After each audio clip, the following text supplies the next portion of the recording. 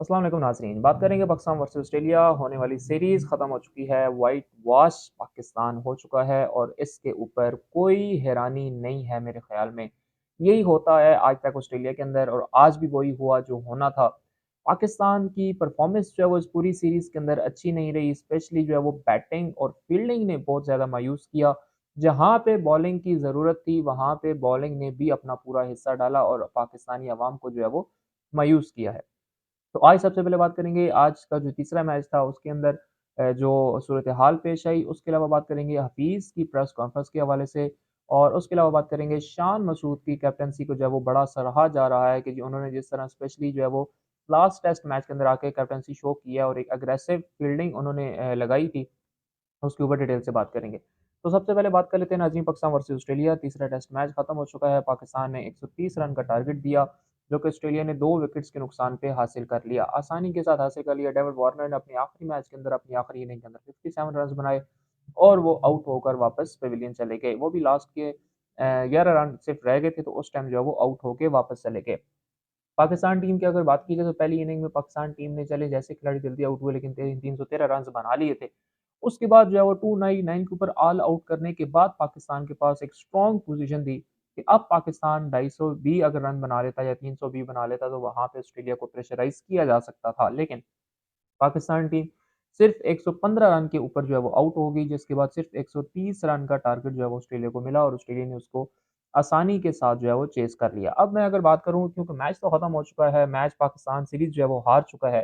तो अब अगर मैं बात करूँ इस पूरी सीरीज़ की, तो इस पूरी सीरीज़ के अंदर हमें जो है वो सबसे बड़ा फ्लॉ जो नज़र आया वो आपकी बैटिंग थी।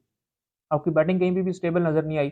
आपके हफ़ीज़ की प्रेस कॉन्फ्रेंस की मैं बात करूँ तो हफ़ीज़ की प्रेस कॉन्फ्रेंस में तो मुझे ऐसा लग रहा था कि जिस तरह बंदे को जो है वो मौत का फ़रिश्ता नज़र आता है और उसको अपने सारे गुनाह याद आ जाते हैं, तो उस तरह हफ़ीज़ को भी जो है वो अब सीरीज़ हारने के बाद और व्हाइट वॉश होने के बाद जो है वो अपनी सारी चीज़ें याद आ रही हैं कि जी हाँ, जी हम तो बैटिंग ऐसी हो गई, हमसे बॉलिंग ऐसी हो गई, हमसे जो है फ़ील्डिंग ऐसी हो गई, हमसे कैचेज़ ड्रॉप हो गए, हमसे ये हो गया। इस चीज़ का कोई फ़ायदा नहीं, आप इसी सीरीज़ से पहले जो है वो इतने होपफुल नज़र आ रहे थे कि जी हम ऑस्ट्रेलिया को जो है वो हराने के लिए आए हैं। तो ये मेरे ख़्याल में अभी आपको टीम के साथ टाइम ही कितना हुआ था कि जो आपने इस तरह की जो है वो चीज़ें कर दी थी और डेफ़िनेटली आपकी जो टीम थी वो भी मुझे तो प्रॉपर कहीं पे भी नज़र नहीं आई, स्पेशली जो है वो बैटिंग और बॉलिंग दोनों के अंदर। ना आपका बैटिंग जो है वो कुछ बन रहा था। पहले आप ऐसा कर रहे थे कि आप या सऊद शकील को ले रहे थे या सलमान अली आगा को ले रहे थे। इस सीरीज़ के अंदर आपने जो है वो उन दोनों को लिया। उसके अलावा आपने जो है वो रिज़वान की भी जो नंबर था, जो आप उसको कह लें कि उसको भी आपने चेंज किया। फिर आपके अलावा इस पूरे टेस्ट सीरीज़ के अंदर अगर आप देखें तो आपके स्पिन डिपार्टमेंट में इसके अंदर क्या रोल अदा किया? सलमान अली आगा को मैं स्पिन डिपार्टमेंट के अंदर जो है वो इंक्लूड नहीं करूँगा। उस बेचारे के साथ आपने जो है वो ज़बरदस्ती उसको जो है वो स्पिन बॉलिंग उससे करवाई है क्योंकि आप जो है वो कि स्पिनर लेकर ही नहीं गए थे और आपके पास कोई ऐसा पाई का स्पिनर ही नहीं था जो ऑस्ट्रेलिया के अंदर जो है वो विकेट्स ले सकता। नुमान अली इंजर्ड हो गया, इब्रार अहमद जो है वो इंजर्ड हो गया। साजिद का जो है वो कोई हाल-अहवाल नहीं हुआ। शादाब खान शायद एक अच्छी ऑप्शन बन सकता था लेकिन आप उसको लेकर नहीं गई क्योंकि उसको आपने डेफ़िनेटली अब थोड़ा-सा बाय रखना है क्योंकि वो उसकी जो परफ़ॉर्मेंस थी, वो कुछ अच्छी नहीं थी। उसके अलावा नाज़रीन अगर बात की जाए फ़ास्ट बॉलिंग की तो वहाँ पे भी जो है वो एक शहंशाह अफ़रीदी वो भी जो आपने दूसरे मैच के अंदर आके उन्होंने परफ़ॉर्मेंस दी और तीसरे मैच के अंदर उनको बाहर कर दिया गया। उसके अलावा कोई भी ऐसा फ़ास्ट बॉलर आपके पास नहीं था इवन कि आप खिला सकते थे। हसन अली को आपने खिला-खिला के उसने ना विकेट्स लिए हैं, ना उसने कुछ किया, ना उससे बैटिंग हुई है कहीं पे भी। तो ये कुछ भी ऐसा नहीं था इस पूरी सीरीज़ के अंदर कि हम ये कहें कि जी ये सीरीज़ बड़ी अच्छी थी या इस सीरीज़ से जो है वो पाकिस्तान ने ऑस्ट्रेलिया को टफ टाइम दिया। कहीं पे भी आप तीनों मैचेज़ के अंदर देख लें, पाकिस्तान ऑस्ट्रेलिया को टफ टाइम देने में जो है वो कामयाब नहीं हुआ। उसके अलावा ये सीरीज़ ऑस्ट्रेलिया के लिए तो डेफ़िनेटली यादगार है ही है, क्योंकि एक तो 3-0 है, ऊपर से डेविड वार्नर के लिए ये सीरीज़ जो है वो बड़ी एक लकी आप कह लें या उनके लिए कह लें कि बड़ा एक अच्छा फेयरवेल जो पाकिस्तान ने उनको दिया। 3-0 की सूरत में और उन्होंने पाकिस्तानी बॉलर्स की जो है वो धुलाई भी अच्छी की है। उसके अलावा डेविड वार्नर को लास्ट में आके जो है वो शान मसूद ने जो है वो एक शर्ट थी बाबर आज़म की जिसके ऊपर पाकिस्तानी प्लेयर्स के साइन थे। डेफ़िनेटली वो एक अच्छा गेस्चर था जो गया है ऑस्ट्रेलिया में और उसके अलावा शान मसूद की कैप्टेंसी की अगर बात करूँ तो शान मसूद की कैप्टेंसी जो है वो हमें थोड़ी-सी लास्ट मैच के अंदर आके इस तरह की नज़र आई।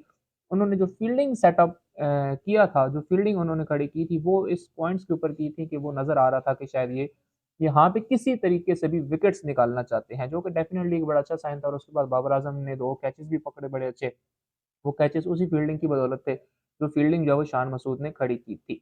उसके अलावा नाज़रीन अगर बात की जाए व्हाइट वॉश की, तो ये कोई पहली बार नहीं है कि ऑस्ट्रेलिया ने पाकिस्तान को व्हाइट वॉश किया है। इससे पहले 2-0 से भी पाकिस्तान व्हाइट वॉश हो चुका है। 3-0 से भी पाकिस्तान जो है वो ये तीसरी से चौथी बार जो है वो ऑस्ट्रेलिया के अंदर व्हाइट वॉश हो रहा है। तो ये टेस्ट सीरीज़ जो है ये पाकिस्तान के लिए बिल्कुल भी अच्छी नहीं थी। एक चीज़ इसके अंदर जो पॉज़िटिव थी वो ये थी कि एक आमिर जमाल की सूरत में आपको एक अच्छा ऑल-राउंडर मिल चुका है जो कि आपको फ्यूचर में जो है वो काम आएगा। अब बात करूँ अगली टेस्ट सीरीज़ की, तो अगली टेस्ट सीरीज़ पाकिस्तान की काफ़ी दूर है।